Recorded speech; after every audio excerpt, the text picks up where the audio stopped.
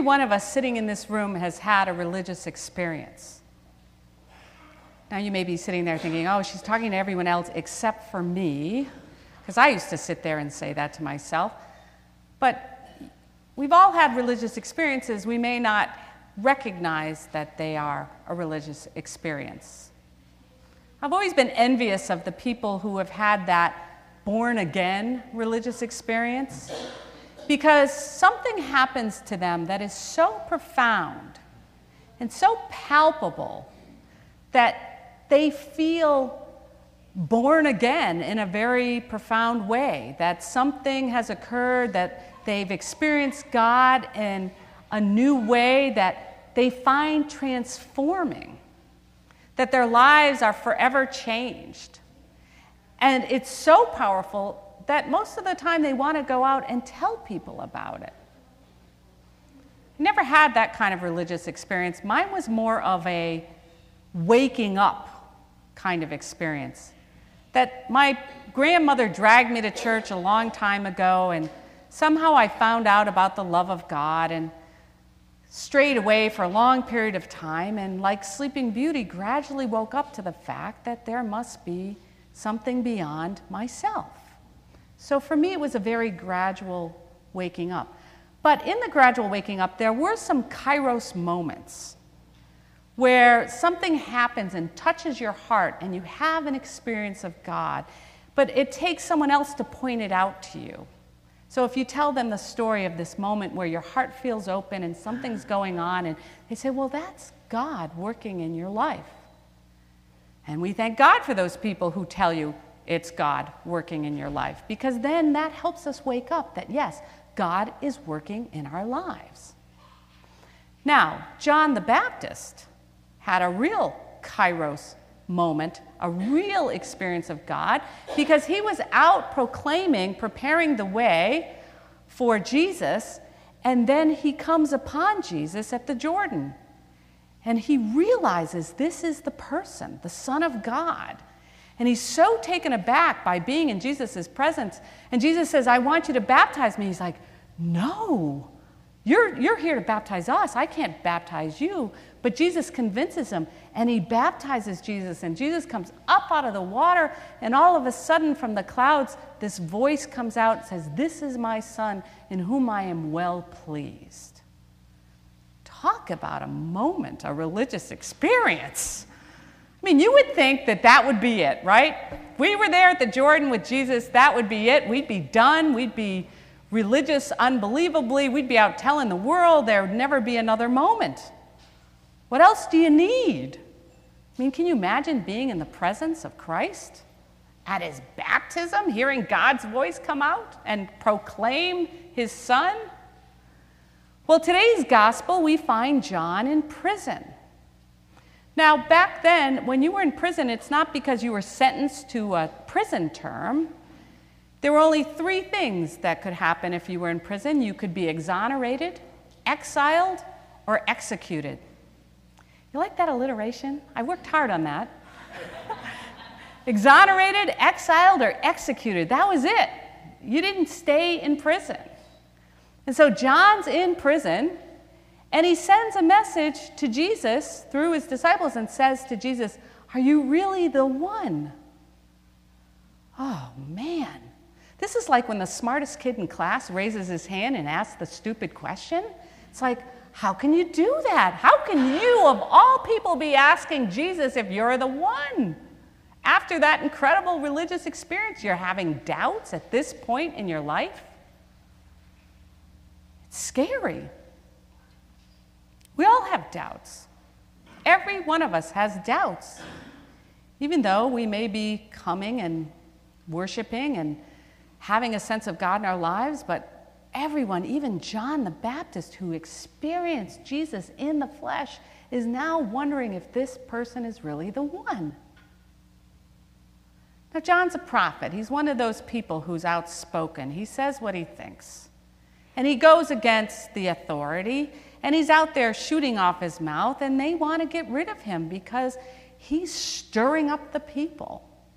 And maybe John's in prison thinking that Jesus should break him out or should come and help him or be present to him or figure out a way to overthrow the oppressive Roman government. So he sends this thing to Jesus, are you the one? And what does Jesus say? Jesus tells the disciples, go back and tell John that I'm healing the sick, I'm helping the blind see, the deaf to hear, the dead to rise. What is Jesus doing? Jesus is out healing people. He's healing people. Every vision, every kingdom needs a prophet like John, who prepares the way, who goes and tells the people, this isn't right. There is a different way. There's a different vision for life, for humanity. And then he gets thrown in jail. We've had other prophets, like Martin Luther King, who says, this isn't right, that this is repressive, oppressive, that we need justice to happen. And there's the person who becomes the spokesperson, who prepares the way. And most of the time, we shoot those people because the people in power don't want their power disrupted. They don't want things to change. But it's not just the prophet that causes the change or the transformation to happen. It's all the people who follow behind. Martin Luther King is not solely responsible for civil rights. It's the countless people who have come behind Martin Luther King, who has followed in the preparations that he made, that have begun the changes, that are still working on the changes to create a system of justice instead of oppression. But in order to follow behind the prophet, we need to be healed. We can't do anything when we're wounded, when we're paralyzed with betrayal or guilt or a diagnosis or whatever it is that has wounded us. And Jesus knows that, and that's how Jesus works with us, is that Jesus comes to heal. Now, the Christmas season is a time, in Advent at least, where we're preparing for Christmas. We're preparing for the perfect moment, that Hallmark Christmas card. And we set ourselves up because that doesn't exist. The perfect moment, the fantasy moment. Now, unless, of course, you go to the Nutcracker. Where's Max? He said I would bring that into the sermon. Unless, of course, you go to the Nutcracker, and then you can have your fantasy moment. But it's not true with families and houses and all this stuff. You know, we look for the perfect things to happen. And typically when we're looking for perfection, it's because something inside of us needs healing. I had a friend who was always angry at her husband at Christmas time. He never got her what she wanted. And I said, well, did you make a list? And she said, no. I said, well, did you tell him what you wanted? No. I'm thinking, well, how can the man get you what you want? I mean, what do you think they have these wish lists on the computer for? You know, you put it up there, and then you leave websites laying around or whatever you need to do. But, you know, the man cannot read your mind. She wanted him to read her mind. She thought he should be able to read her mind, that the fact that he didn't read her mind was just evidence that he didn't know and love her enough. She wanted the perfect gift, but yet the poor guy had no clue. These are the ways we set ourselves up. And in reality, what she needed was healing because she didn't feel loved as a person. She didn't feel known as a person. And that wound came back from her childhood. And it had been with her to this day and now is being projected on to her poor husband who's out in the mall going, I don't know what to get her. Because he too couldn't fulfill what she needed. Because what she needed was healing. This is the time of year that we can open ourselves up to be healed. To ask for the grace of God so that we can forgive those we need to forgive, that we can accept the diagnosis that we've been given, that we can make ourselves available out of a sense of thanksgiving to those around us. It's a time of healing.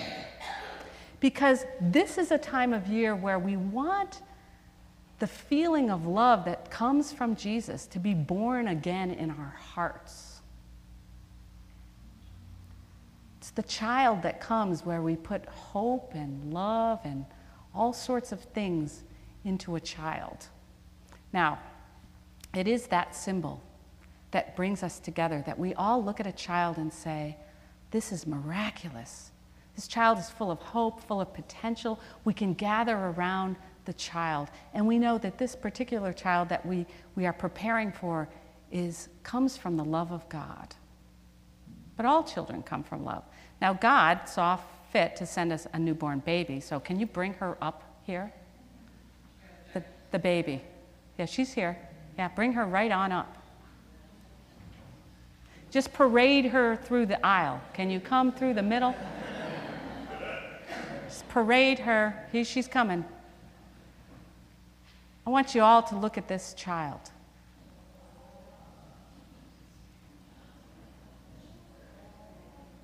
Oh my goodness sakes. Wow. Look at her. How old is she, Jennifer? She'll be 4 weeks on Monday. 4 weeks on Monday. Can I have her?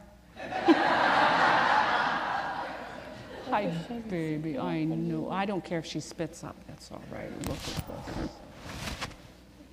Now, is there any better sermon illustration than this?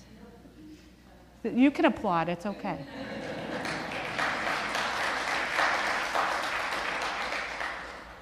This is what God sent us, an innocent baby, Jesus. Now that tiny baby grew up to be someone who expressed God's love in the most perfect way you can express God's love. And that's what babies are. They're an expression of God's love. It's the gift of life. And in this Christmas season, we need to open our hearts to the healing love of God so that whatever wounds we have gathered along the way can be healed, so that we too can be born again through the love of Christ. So that's the end of the sermon, but I got to say a prayer for the baby. Do you want to come up? Come on up. Gracious and holy God, we give you thanks for this perfect little girl, for the love that has brought her into this world, and for the love that will sustain her. We give thanks that as a community we are able to witness this child and the love of God that brings her to us. Help us as we continue through the season of Advent to open our hearts to your healing love so that we too can come to you out of a sense of thanksgiving and have you again born in our hearts. All this we give thanks through Jesus Christ our Lord. Amen.